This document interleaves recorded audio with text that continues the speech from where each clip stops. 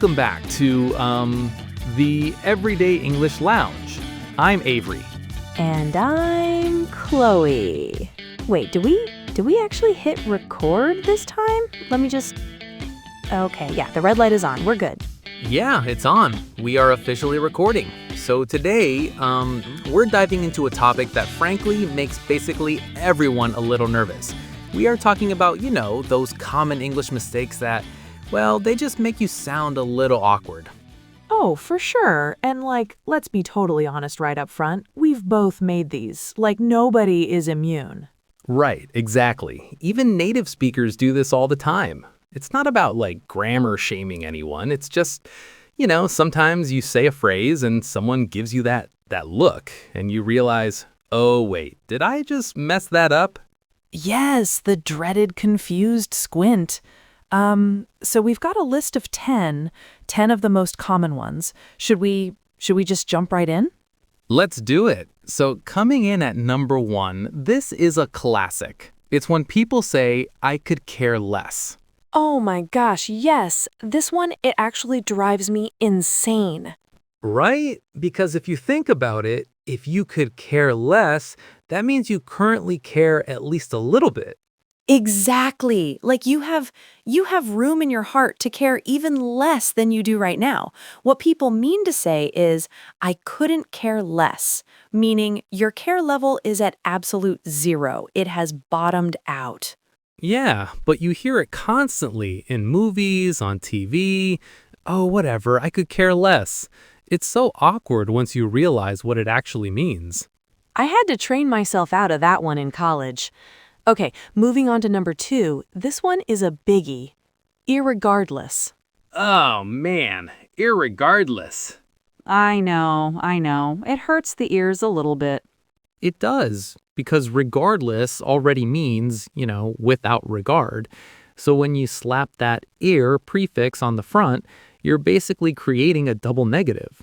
It's like saying without regard. Right, but people use it to sound super emphatic, irregardless of what you think. And it completely backfires because instead of sounding really smart and authoritative, it sounds awkward. Super awkward. Just stick with regardless, guys. It's a perfectly good word. Perfectly good. Okay, number 3. This is one of those phrases that people mishear when they're kids and they just never correct it. Saying for all intensive purposes.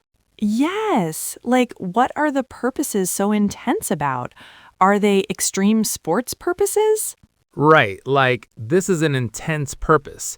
No, the actual phrase is for all intents and purposes, meaning practically speaking, or in every practical sense. This is what linguists call, what's the word? An eggcorn. Yeah, an eggcorn. When you mishear a phrase and replace it with words that sound similar and kind of make logical sense in your head, but when you write it down in a professional email, yikes. For all intensive purposes, the project is done. Your boss is just going to be like, what? Exactly. Okay, so number 4, this one is tricky. A lot of people mess this up. Less versus fewer. Oh, the classic supermarket checkout lane debate. 10 items or less. Yes, which is technically wrong. It should be 10 items or fewer. So, okay, Avery, explain the rule real quick for the listeners. Okay, so basically, if you can count the thing individually, you use fewer. If it's a mass or volume of something that you can't easily count, you use less. So fewer dogs, less water. Fewer dollars, less money. Right. You wouldn't say, I have fewer water. That sounds ridiculous. But people say, I have less dogs than you all the time. Yeah, they do. And in spoken conversation, it kind of slides by. But if you're trying to sound polished, swapping less for fewer is a subtle thing that, makes you sound just a tiny bit awkward to anyone who knows the rule. Yep, totally agree. All right, we're flying through these. Number 5. Okay, this is the myself hypercorrection. Oh, I hate this one.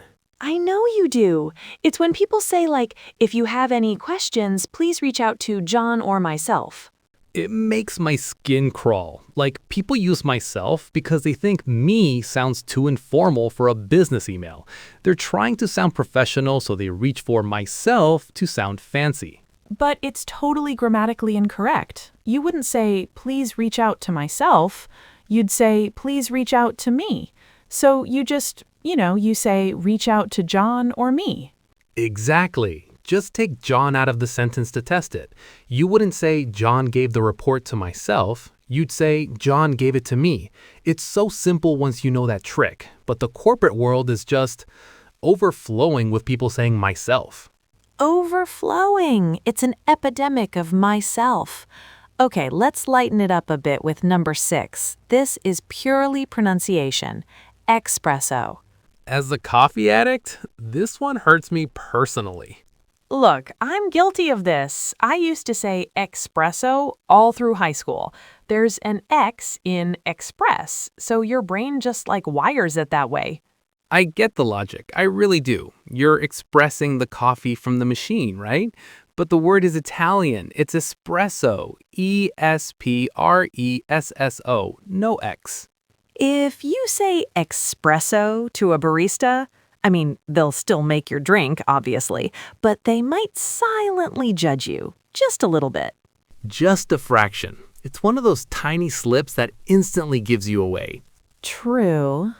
All right, number 7. Supposedly. Oh, Joey Tribbiani from Friends. Yes. Did they go to the zoo? Supposedly. The real word is supposedly, with a D. Yeah, supposedly actually is a word technically, but it means capable of being supposed or imagined. But 99% of the time, people are using it when they mean supposedly, which means according to what is generally assumed or believed.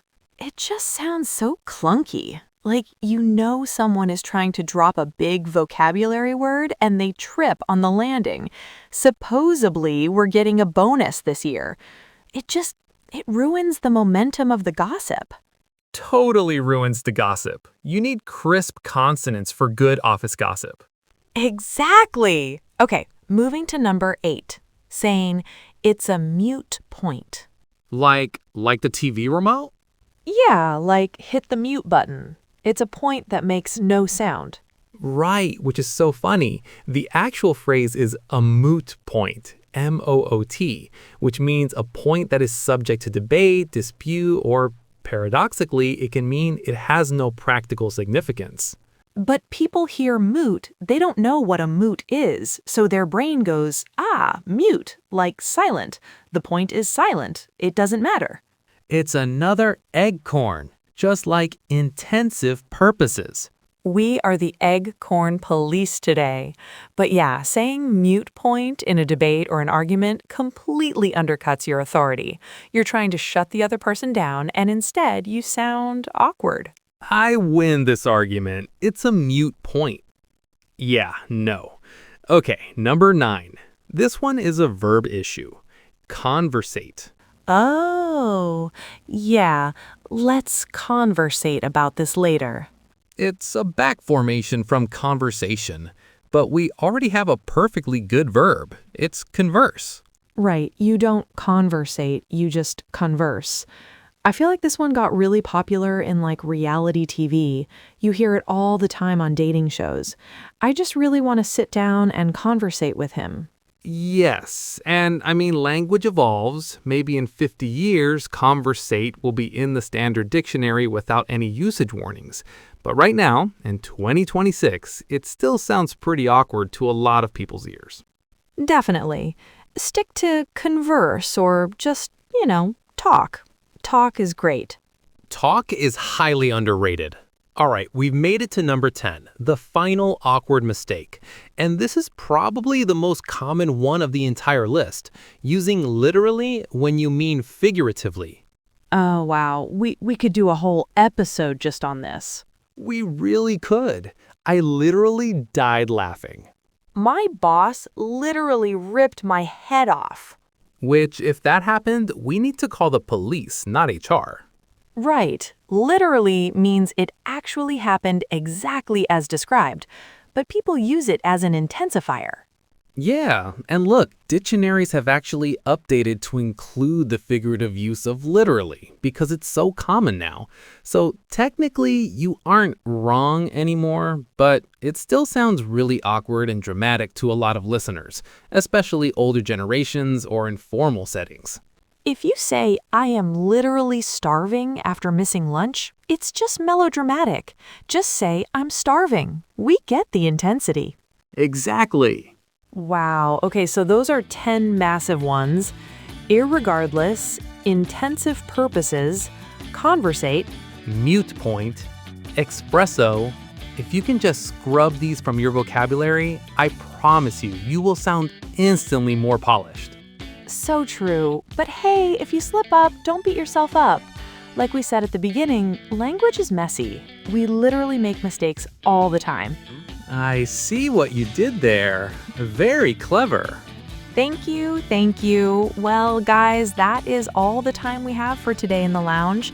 We hope this was helpful, or at least, made you feel a little less alone in your grammar struggles. Yeah, thank you so much for tuning in. If you like this episode, please leave us a review, subscribe, all that good stuff. It really helps the podcast out. And let us know on our socials if there are any other common mistakes that drive you crazy. You can find us at Everyday English Lounge on basically everything. We will catch you in the next episode. Have a great week, everyone. Bye, guys!